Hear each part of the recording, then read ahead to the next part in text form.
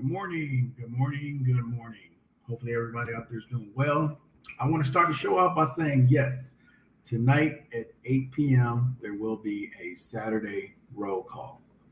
Okay, so I was left with a couple of questions last night, and I want to try to answer those questions, mostly pertaining to um, what we talked about yesterday with TDIU.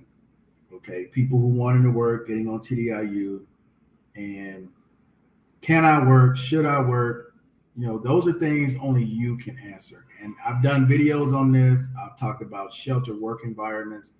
I've talked about jobs that you can get below the poverty line. So you're not trying to trigger with your social security number. You're making substantial or gainful income. Those are all things every veteran should know who's on TDIU. That shouldn't even be a question. Because if you spent money on an attorney should explain that to you. If you're using an advocate, they should have explained that to you. Even if you're using any of the service organizations, they should have explained that to you. Okay? It's up to you to listen and understand what they're telling you. Now, I know sometimes with medication and things that are going on, we sometimes don't hear everything, we miss some things, which is why I asked you all to go back and read your reward letters so you can understand clearly what is going on.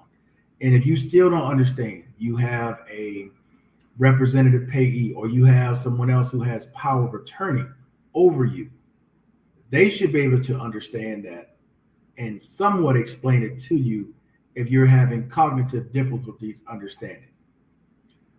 But with all that being said this morning, here's something that I do want to talk about is the different things that are online that tell people how to win your VA claim or how to win your PTSD claim or how to win this specific type of claim. Here's what a lot of veterans don't realize. You do know that that information is public, right? Which means you're not the only person who's looking at that and watching that.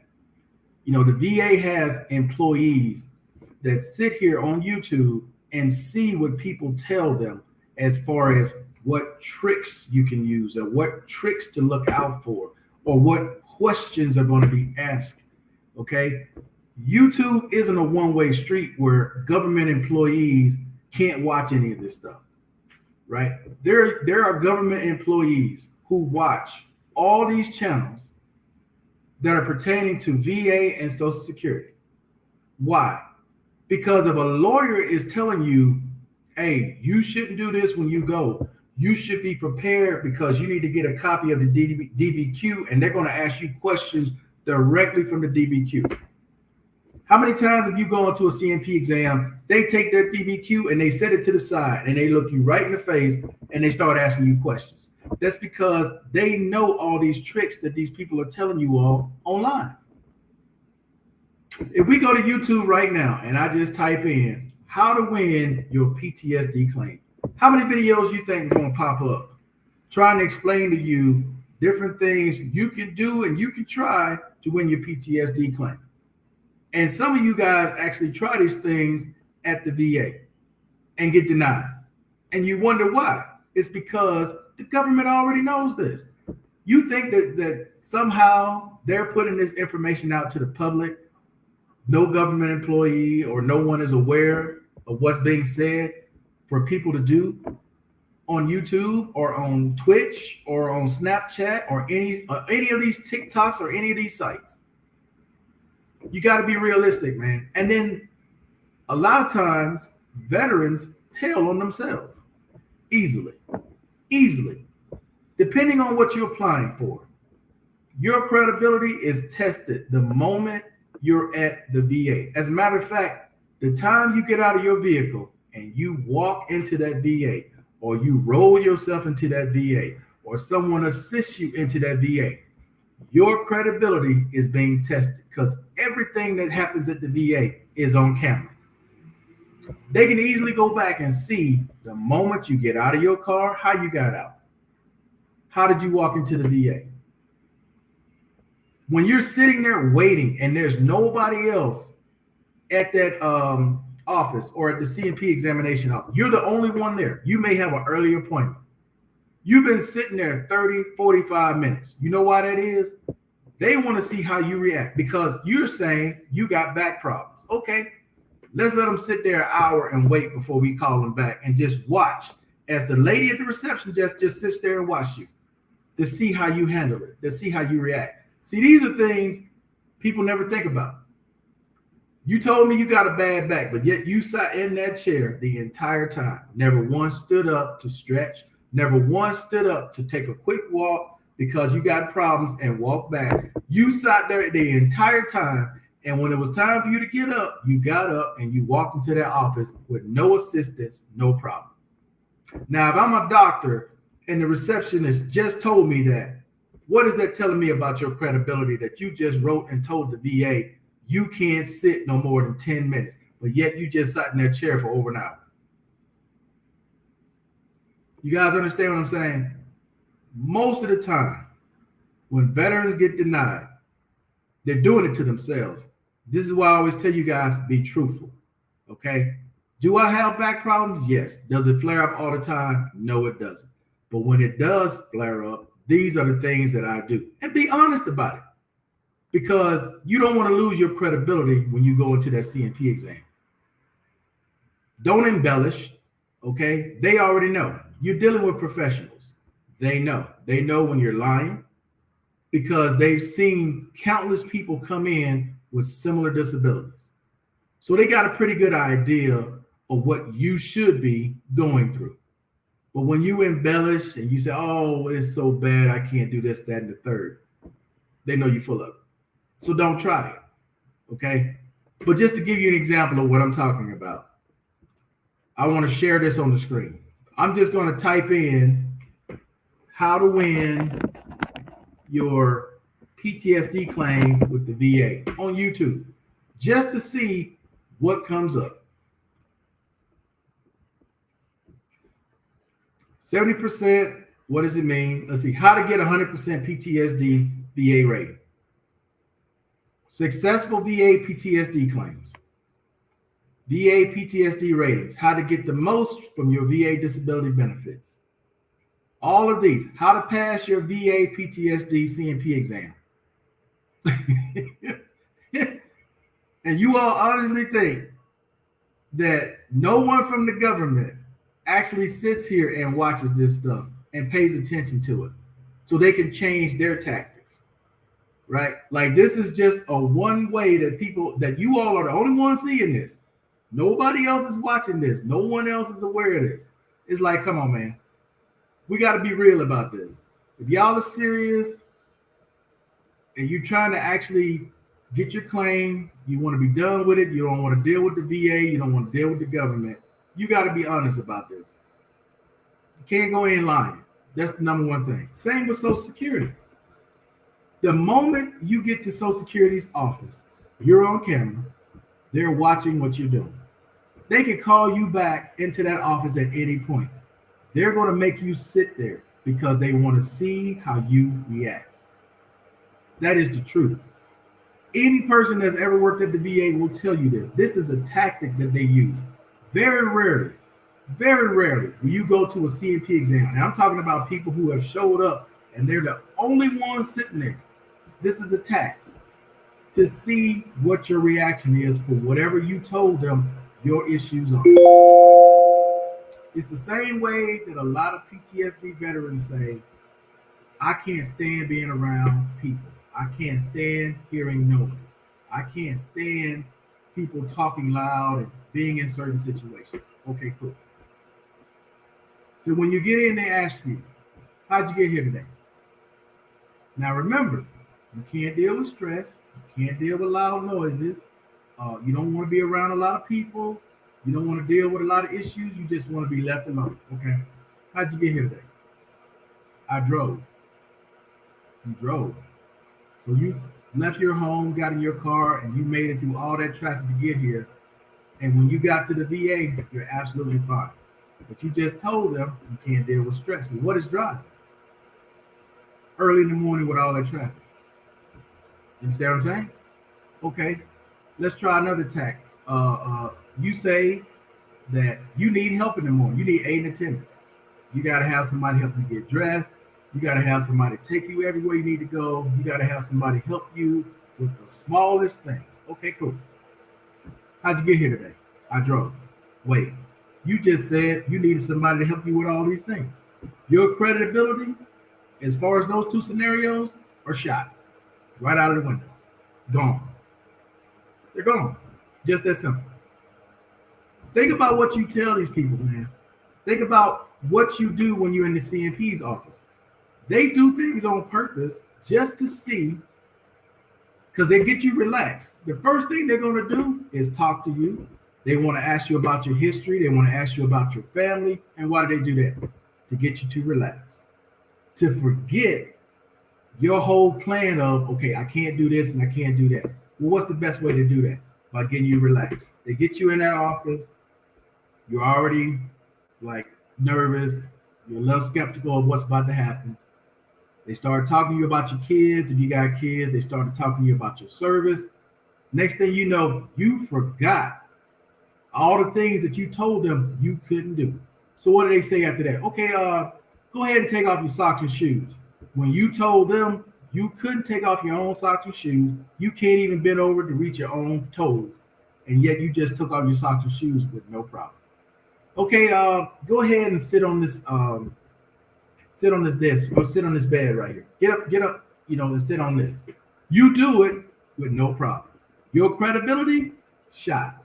Everything that you wrote, shot.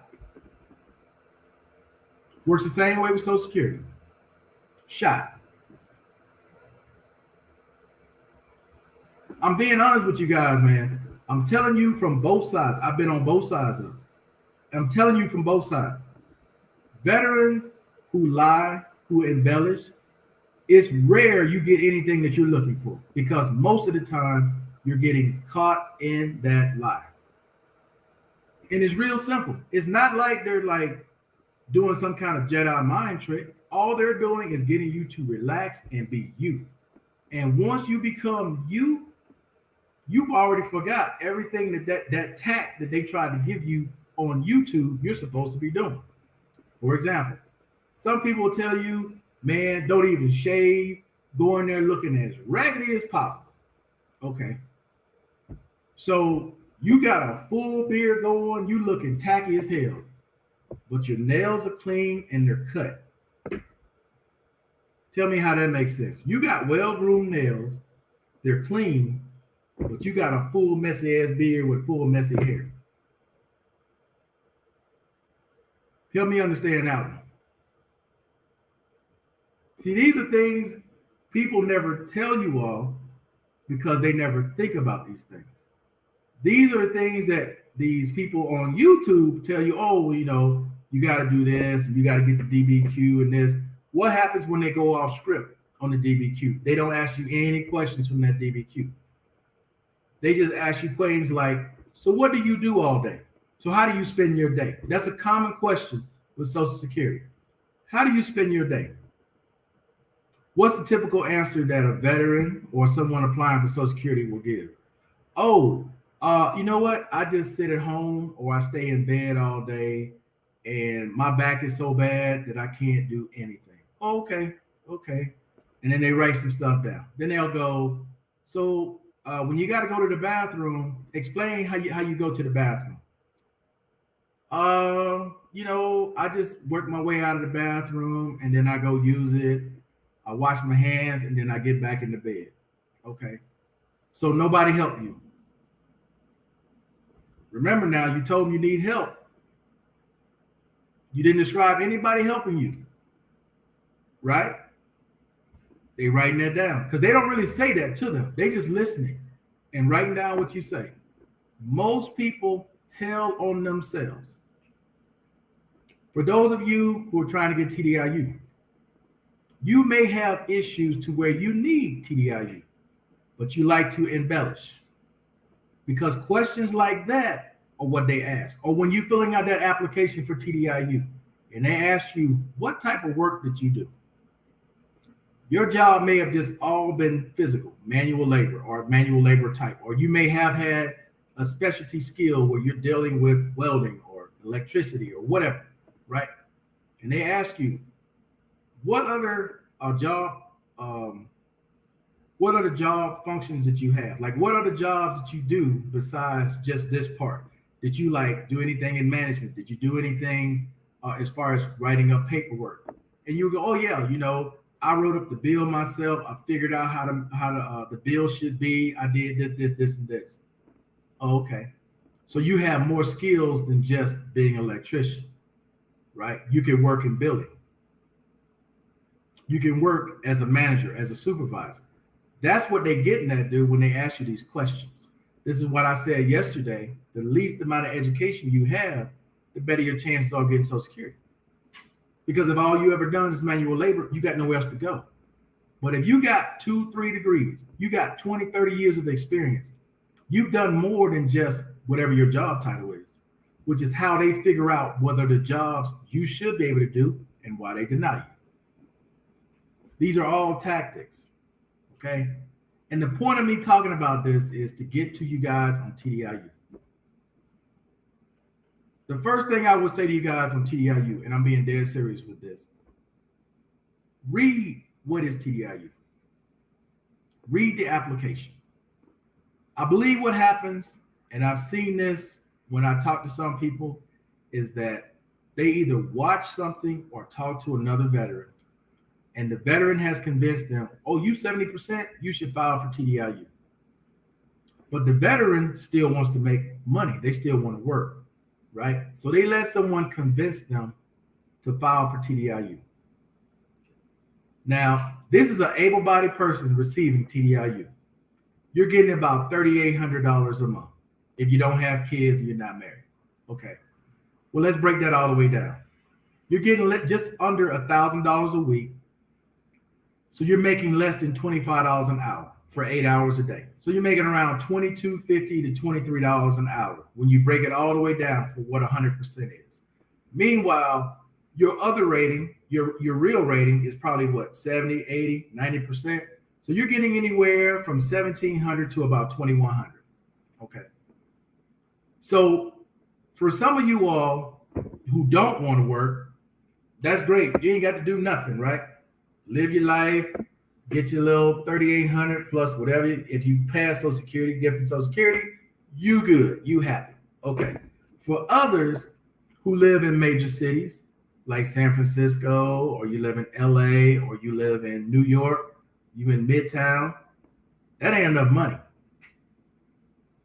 That ain't enough money just for you, because rent's gonna take half of that, or a little more than half of that, just for rent. So you're going, man, I got to make more money. This ain't enough. So what do? You go out, you try to get a job where nobody knows you're working. You try to work under the table, right? Or you try to drive for Uber. It's a 1099 job in hopes they never get audited. That's what these people do. But how about this from the start? Just saying. Okay, because most of you guys are on TDIU, you still got education benefits with the GI Bill, or you can go to voc rehab. But how about this? Since you're already getting $1,800 to $2,000 a month, why not go to school? Going to school is going to make up more than the other $1,200 or $1,300 you would have got from the VA with 100%, because you're going to get housing and you're going to go to school full time, right? And ain't nobody bothering you while you're doing this. Unlike TDIU, you make one mistake on TDIU and your social ping, they looking at you now. Versus going to school 2 years, 4 years, making more than what you got, get out of school, get a job, plus keep your $2,000 to pay your rent. Now you're cooking. You guys understand what I'm saying? Some of you all are letting that $3,800 keep you poor, instead of keeping that $2,000, going to school with your education benefits, and raising the amount you actually make. That's just an option. I can't tell you what to do. All I can do is just point out things like this that keep you poor. Because $3,800 is not a lot of money. It's not. especially depending on where you're living in America. Even living abroad, you ain't making that much. That ain't no. There's some of you all who say, "Oh man, I do good. I live like a king." No, you live like a poor king abroad. You ain't living like a real king because there's still people in that country that will blow you away. Okay, you living like a poor king. That's real talk. I see plenty of these guys here. Oh man, I'm getting $4,000 a month from the VA. Congratulations. And how much of that are you spending on rent, spending on food, and how much time are you sitting at home doing nothing, wishing you had more money to go out? I'm just keeping it 100. I'm not on here trying to set bad mouth anyone if that's the way you want to live. If you just want to live on $3,800 a month, cool. Do you. Do you. But you could be living on a lot more by using what you have that they're giving you. They're giving you opportunities to do more, to get more, but you rather settle. Now, for some of us, we don't have a choice because we legitimately can't work.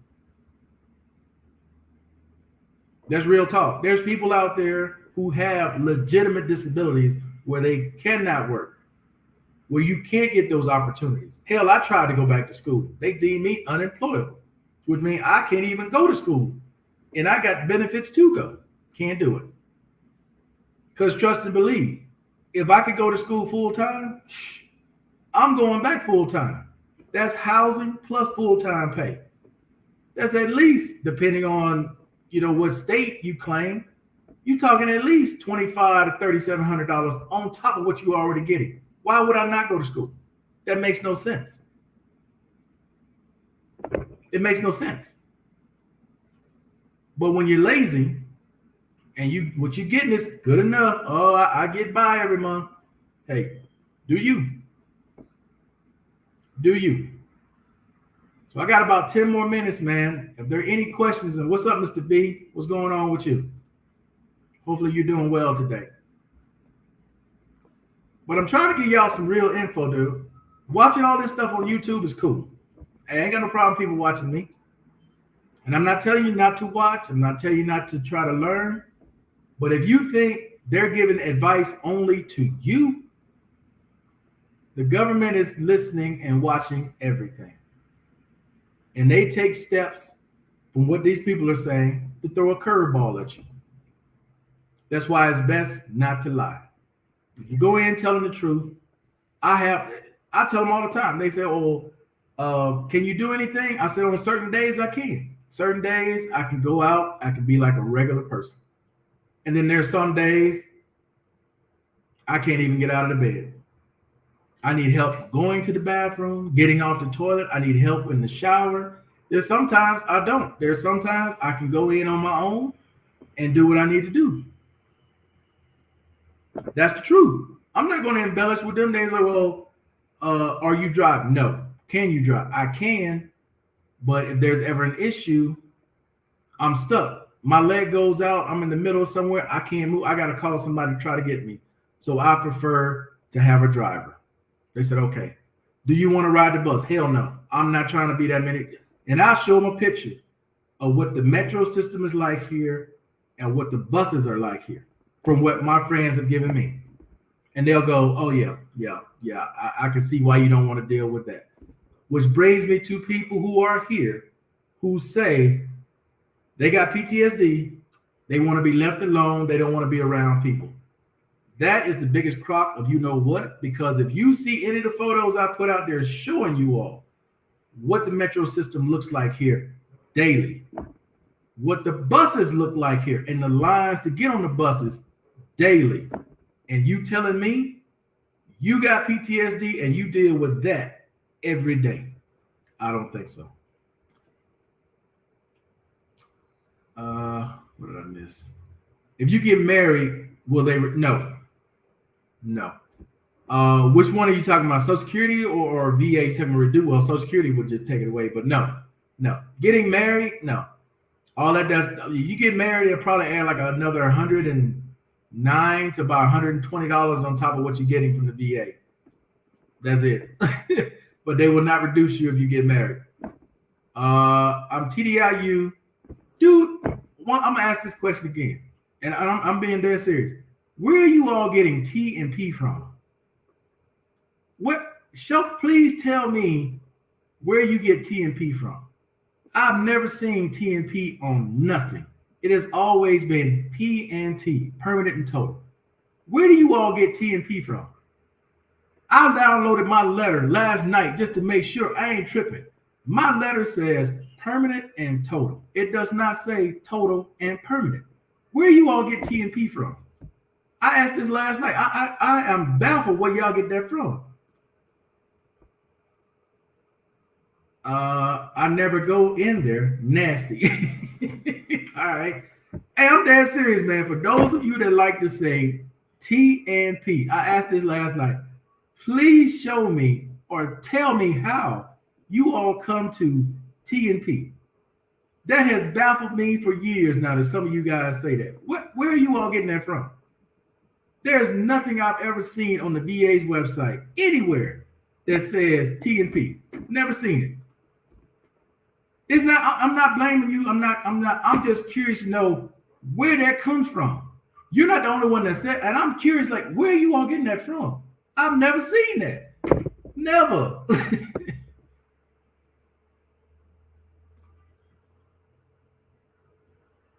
My letter stated chapter 35. Okay.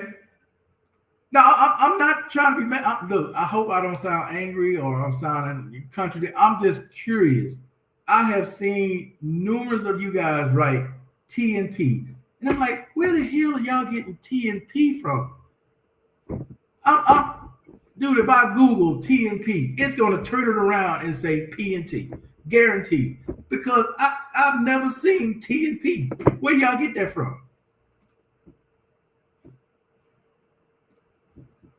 But no, to answer your question once again, though, if you decide to get married, they're not going to reduce your rate.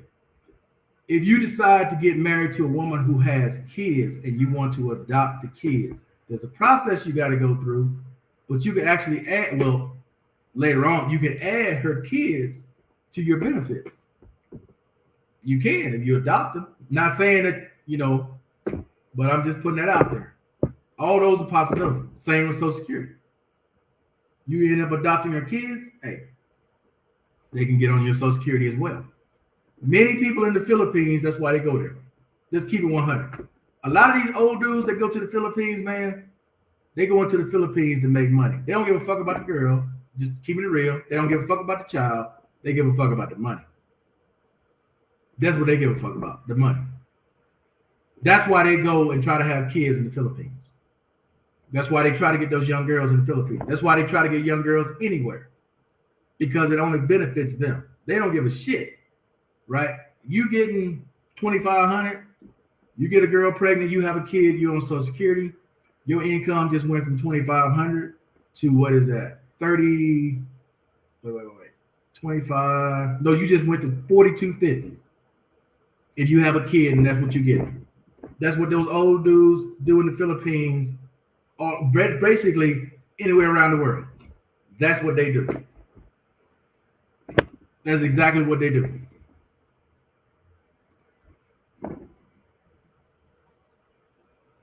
Mine's also stated chapter 35. Yeah.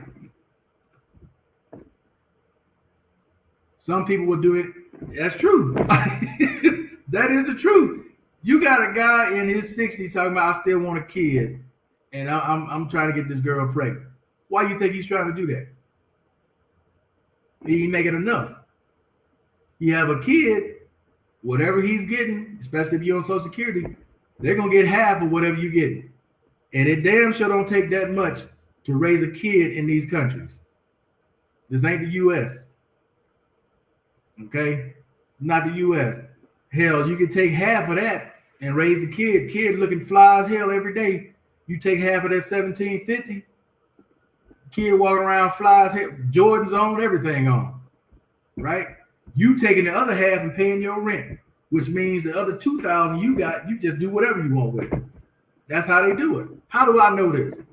Because while I was at the VA, working at the VA, this is all they used to talk about. These old dudes going to the Philippines, having 2 and 3 kids. Why do you think that is? So they can get more money. That's what they do it for. That's just the truth.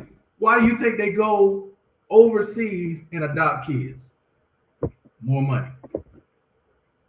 That's why they do it. Not worth it. Well, to them, it's worth it. What's going on, Team Mix? How you doing today? All right, now does anyone else have any other questions, man? Real talk, when it comes to this. But getting married is not going to reduce your rating. It's not going to hurt you with Social Security. No, it doesn't. But I'm being dead serious with you guys who are on TDIU. If you could go to school, you'll make way more money. If money is your end goal, you're going to make way more money going to school and getting a job that's going to pay you more than you are sitting there on VA disability. That's real talk. Now, when it comes to work, I've talked about shelter work environments. I've talked about different types of scenarios where you can work full time and still be on TDIU. But if you're not in that situation where you can get a sheltered job, you got to stay below the poverty line, which is $1,050. And then that brings you into the point of, well, if you can work and get $1,050, why don't you just work full time where you can make way more than that, and then you ain't got to worry about nobody watching you? Or if you just need more, you can't really work, compensate work there.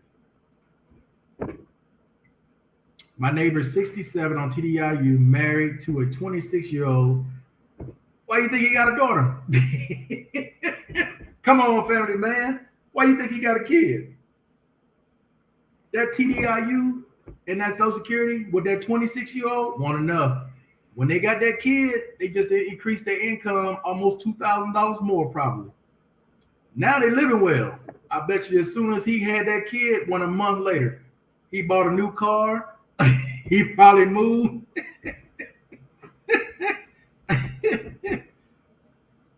He's now they're in the States.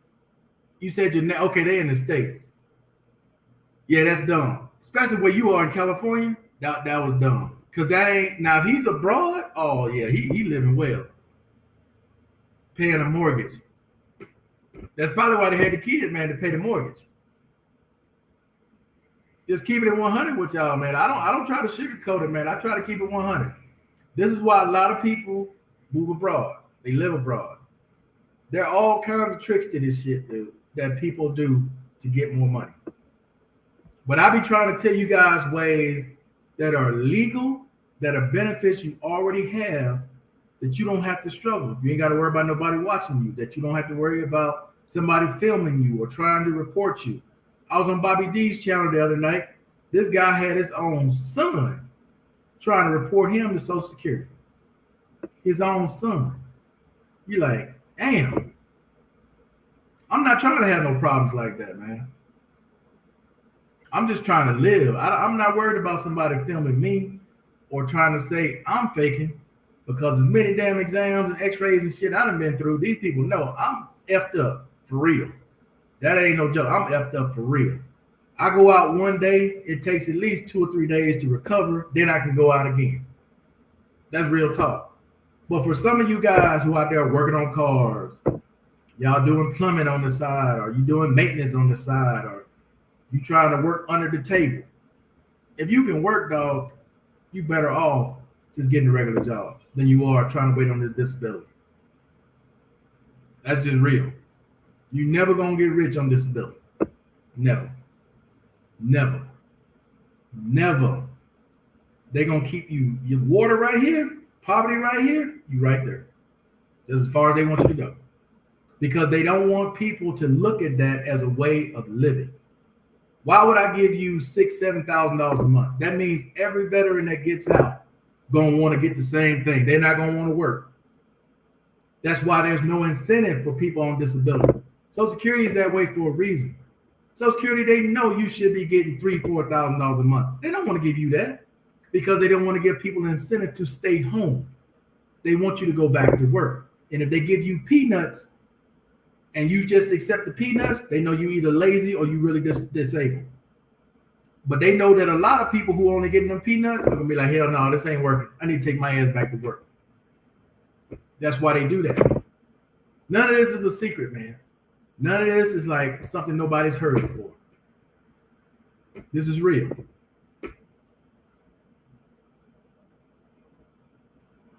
My neighbor I mentioned earlier is 8.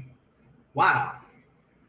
Okay, yeah. Now in the States, that don't make a whole lot of sense to get with a young girl, get her pregnant, especially in California, because that ain't enough money. Now abroad, that makes sense. You in a country like this, that makes sense. You in the States trying to do that, yeah, you just create more problems because it costs a hell of a lot more in the U.S. to raise a child than it costs in any of these other countries, except if you're going to another first world country. But here, man, health insurance is so cheap for a local. I mean, my driver, as far as health insurance, I don't think she pays $12 a month. I think it's something like $10 or $9 a month is what she pays for health insurance. That's how cheap it is for the locals. And they got the public health insurance. It's super cheap. She goes to the doctor. Depends on how many specialists they need to send her. She don't need to see no specialist. She ain't got no bill. Come in, get seen, go get your medication, and they done. $9, $10 a month. That's it.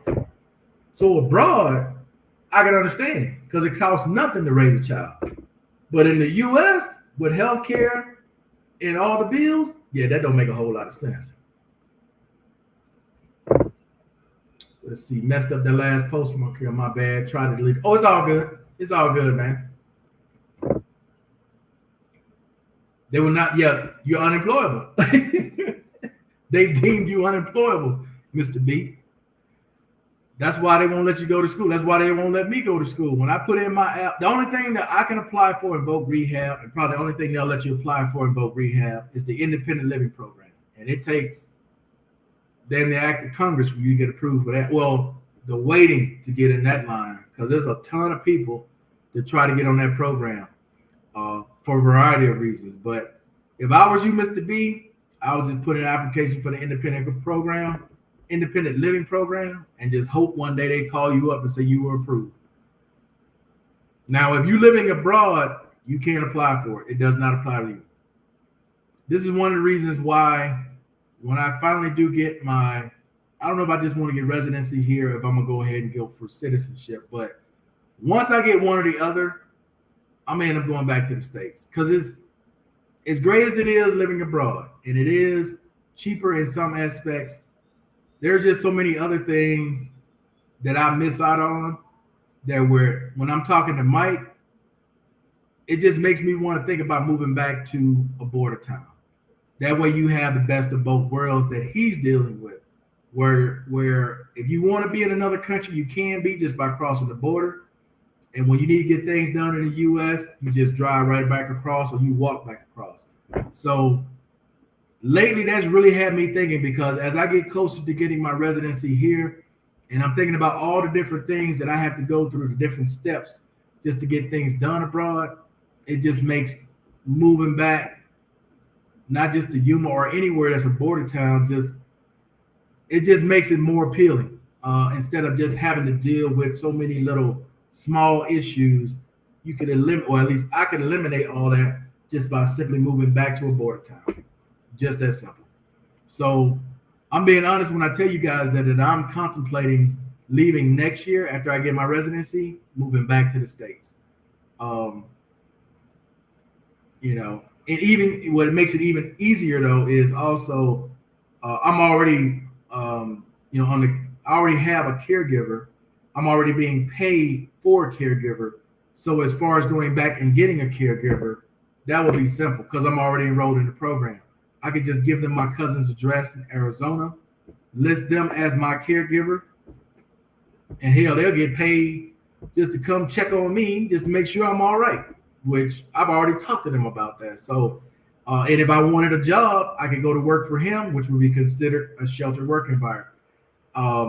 I've already took steps to set it up to where if I did decide to leave, I know where I'm going. I know about what I would be doing. The only issue I would have is driving. And I don't know if I want to drive. which is why talking to one of the kids is like, okay, are you working right now? Because if you're not working, I can hire you to drive me everywhere I need to go, um, or hire you part time to take me everywhere I need to go. So that's like the only hang up I have if I do move back to the state because I don't want to drive anymore. You were on the independent living program? Wow. Well, I don't know. If I don't think you can do it again. I think you get one bite of that apple. You used it like 20 years ago. Okay. Wow. I wish I could apply, but as long as I'm here, I can't apply for it. I'm not able to get it.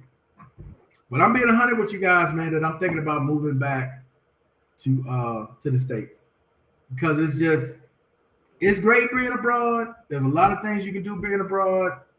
Things are cheaper. Some things are cheaper being abroad, but uh, it's a lot of things that you have to give up that you get accustomed to. Just basic, simple things too that you get accustomed to that you can't get here. Especially when you have disabilities, you have challenges.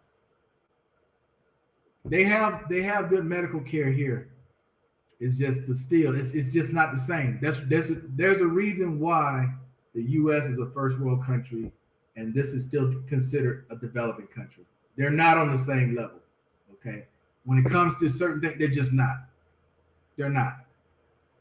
And so for some people, they're willing to still sacrifice all those things just to be here. I've been here so long that it's getting to a point where it's like, is it really worth it? And I'm really starting to look at that and figure that out because the plan was, every 3 or 4 months fly back to the states after I get residency, um, and I'm still contemplating on whether or not that's a viable plan or just move back, be on a border town, and go from there. Hell no, hell no. No, I'm not with Erica no more. I've been with Erica, man, in about 2 months. Let that go, man. Again, there are certain things people are willing to put up with. I'm not. I'm at that age and stage, bro. If you tell me one lie, that means you're gonna tell me another one, which means I'm not gonna deal with it. So now I've been with Erica in about 2 months. Like that. Nah, nah. I'm good. Nah. And this time, I'm not gonna make the mistake of putting them on camera. So I'm seeing someone else right now. I haven't put them on camera, and I'm not gonna put them on camera. Nah, but yeah. As far as like getting married here and going back to the States, that's something I wouldn't do. If I got married here, I would stay here. Um, because the one thing though, also people need to understand out there is that I know people have this misconception that every person wants to go back to the States. No, there's people who want to go visit the States, but they want to come back home. They're not trying to stay in the States. If you got somebody that's really wanting to go to the States, they want to go to the States for a reason. And most of the time is to get away from whoever they with. I'm just gonna keep it 100. When I talk to people here, oh, they want to go see New York, they want to go see California, they want to see Miami. But as far as living there, no, they really ain't got no desire to live there. They just want to visit. They want to come back here. They want to go, not just here, they want to go back to their barrio where they from. Only ones I've ever known that's talking about moving to the States and staying in the States. They want to go there to get a green card, to get with their friends, and then come back here or wherever it is they're from. I don't know. And this is from going from different countries. Even when I was in Mexico, the people that I met in Mexico, they're like, yeah, I'd love to go see my family in California and San Diego, but I'm not trying to live there. I'm trying to take my ass back here. That's real talk. I can't, matter of fact, LJ, since you brought that up, you know how many people I met in the DR who got married? They got married, took the girl back, and now they back in the DR and the girl is at home. You're like, well, where's your wife? Oh man, she with some families doing this, that, and the other, and they back in the DR. I'm like, yeah, nah, I'm good. I'm good on that idea. If I got married, I'm staying here with her. We would visit the U.S., but I wouldn't bring it back to the U.S. No, hell no, hell no. Mm-mm. Mm-mm. You're right. They want to stay. Yeah, they ain't trying to. They don't know anybody in the U.S. You gotta think about it, dog. It's different if they got family already in the US. Okay, if something goes wrong, they got somewhere to go. When they don't have family in the US, you're the only person they know. That means they got to follow every single thing you say and do everything you want to do. They're trapped, right? That's totally different. When they're here, think about it. Okay, when you're here in their country, this is where they're from. You say something crazy, they're going back to their house. They ain't got to deal with your ass. But when you take them back to the States, they know they stuck. They got no other options. They got to do what you say. Unless they got family there. They got family there. They're going to say, fuck you, and they out. they ain't got to deal with you. I mean, you got to look at it, man. When people plan stuff like this, and especially girls who go into the States when they ain't got no family, there's a reason behind that shit. They ain't going just because they love you. You get out of here. They love their families a lot more than they love you. That's real talk. If they had to make a choice between you and their family, they taking their family all day, every day. They taking their family. Don't ever think that they're gonna choose you over their family. If you think that, okay, you haven't been around this culture long enough. If you ever think they're gonna choose you over their family, that's not gonna happen, dog. Hopefully nobody's out there under that misinterpretation, especially if you are anywhere in Latin America. If you think your wife, you put her family on one side, they put you on the other side, that they're gonna walk to you. Oh no. No, they're not. They're going to their family.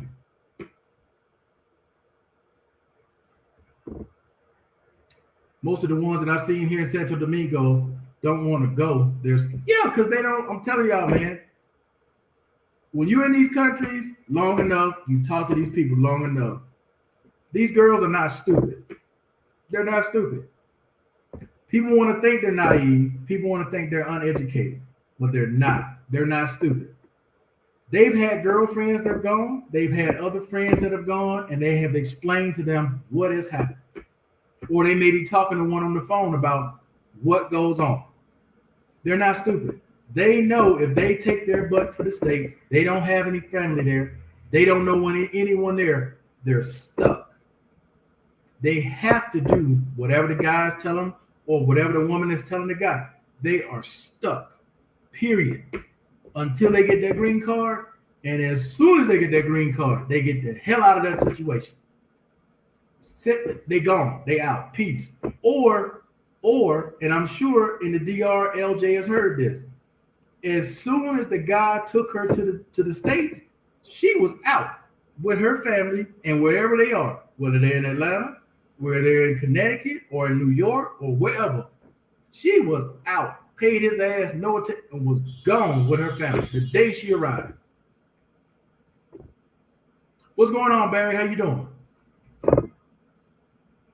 If SSDI says CDR in 3 years, but it's been 5 years and nothing yet, will they call you about it? They'll send you a letter in the mail.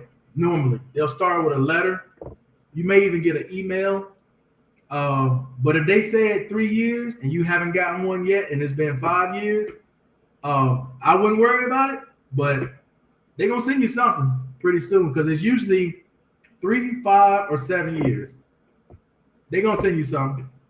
And hopefully you've been going to the doctor and maintaining your medication and all that stuff. So when they look at it, they don't have to call you in to do an exam and all that and then make a decision. A lot of times when they do a CDR, they just want to see your most up-to-date medical records. And if you've been doing everything you were doing before, they'll look at it, okay, continue, and then you on to the next CDR depending on your age. So yeah, I wouldn't trip. I wouldn't trip on that. All right, guys, are there any other questions? I'm like 20 minutes over where I should be. Are there any other questions? And yes, tonight there will be a Saturday roll call. But I try to keep it 100 with you guys, man, because Not only myself, but all these other guys who are in other countries have seen all this. Where guys get married, they ain't married a year. The girl is gone. They right back where they met her at, trying to get another one to go back to the States.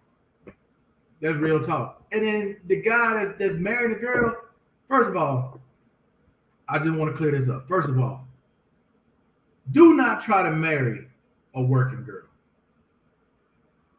I'm going to repeat that.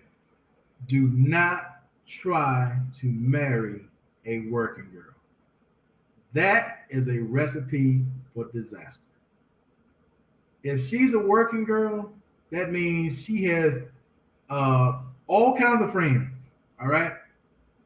And she's going to revert back to what she knows. So if you marry this girl, you take her to the States, all right? You get into a situation with her, guess what she going to do? She going to go back to what she knows. And then all these people you thought were your friends are going to be with your wife, because she gonna do what she needs to do. So I'm gonna repeat that. If you're a female out there, don't you marry none of these guys, these working guys. You crazy, because they gonna revert back to what they know. I don't know how long they've been doing it. Some of them here been doing it since they was 15, 14 years old. Some of them now 30, 35. This is the only thing they know. You're not gonna change them from what they know. I don't care how many flowers, how many rings, or how much money you got. They're going to do what they do. Period.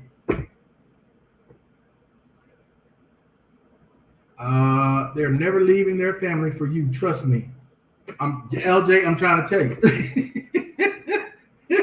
There are plenty of people out there that are delusional that think, oh, man, I be giving it to her. And she be living well. I got her over in this place. I got her at the barrio. She gonna do this. She gonna do that. No, she's not. No, she's not. You fooling yourself.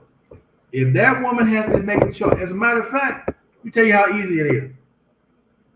Let both of you all be calling at the same time. She gonna put your ass on hold. She gonna talk to her family. You get mad all day. I learned this a long time. You get mad all day. Why would you have me on hold and talk to your mom? You talk to your mom all the time. She don't give a damn. If you call and a member of her family call, she taking that phone call first. You second. There's just certain things you just not know. It's not gonna happen. Not gonna happen. Not gonna happen, dog. Not gonna happen. You are second to the family. Period. Period. Period. It's just how it goes here. Especially as a foreigner, you second to the family. Any family member. That a cousin calls you and talk to about 2 years and you call. I'll call you back. She gonna talk to them. No matter how important it is to you, it don't matter. You second, dog. Or lady, you second. That's just how it goes here.